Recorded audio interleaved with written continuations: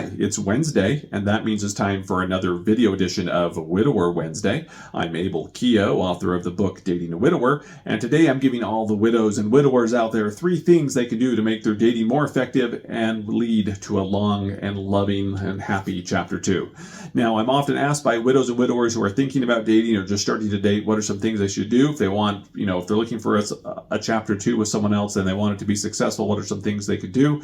Now, I have written some in-depth dating guides on the subject. For example, there's the Ultimate Dating Guide for Widowers. And most of the advice in there applies to widows as well, by the way. But if you want the basics on having a successful chapter 2, I'm going to give you 3 tips. And for those who don't know me or know my backstory, just so you know, I share these tips as a remarried widower. And one, by the way, who recently celebrated my 21st wedding anniversary with my chapter 2, Juliana. We're going long and strong after 21 years, and I hope we get at least another 21 out of it. So, okay, here are the tips. First tip is to know what kind of relationship you want. So are you looking to get married? Do you want a long-term partnership? Do you want something more casual? Knowing what it is that you want helps to be clear about your intentions and to communicate your needs with those who you're dating. And notice the term communicate your needs in there. So again, if you're looking to get married, it's important to communicate that to the people that you're actually dating. And knowing what you want also helps identify potential partners who are a good match and avoiding broken hearts that results in falling in love with someone who doesn't want the same kind of relationship as you do. So know what you want and then find somebody that wants the same thing. That's the first step. Tip number 2 is don't use your new love as a therapist. Now, this is a big mistake I see widows and widowers make. They use the relationships as a way to cope with feelings of loss or sadness. And now I understand that a relationship often provides support, companionship, and it helps distract from those negative and sad feelings. And it also gives you a sense of purpose in life. But your relationship is not a way to cope with your grief or unresolved emotional issues. If you need to talk to somebody, if you find yourself that you're using your date as a crutch or an emotional support to help get you through hard times, you might be using them as a therapist and maybe need to reevaluate that. Now, there are healthy ways to get emotional support.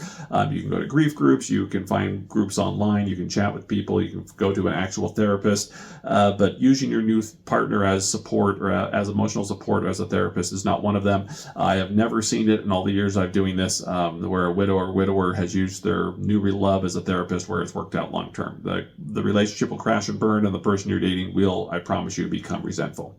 So that's tip number 2. Do not use them as a therapist. Number 3 is don't compromise on your important values or priorities. So now healthy relationships, they're built on trust, mutual respect, and understanding. And you need to take your time getting to know the other person, and you need to communicate openly and honestly about your values and priorities. So it's not what is important to you, what kind of values do you want in that other person.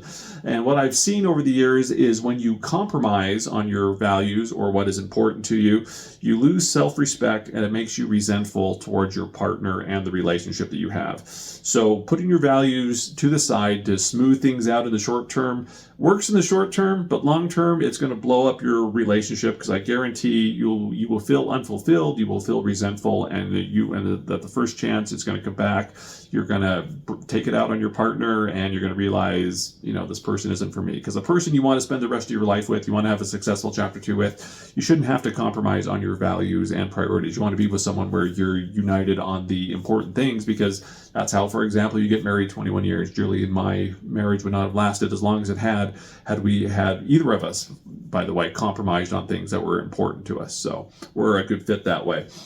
Now, I do want you to know that chapter 2 can be just as happy and satisfying as your first chapter, as long as you give it the same effort and attention. And I think that's the important thing here.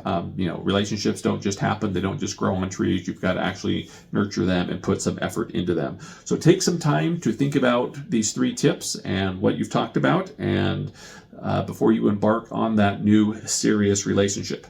I'm Abel Keough, author of the book Dating a Widower. Feel free to like this video, subscribe to it. If you want to schedule a coaching session, there is a link down in the comments where you can do that as well.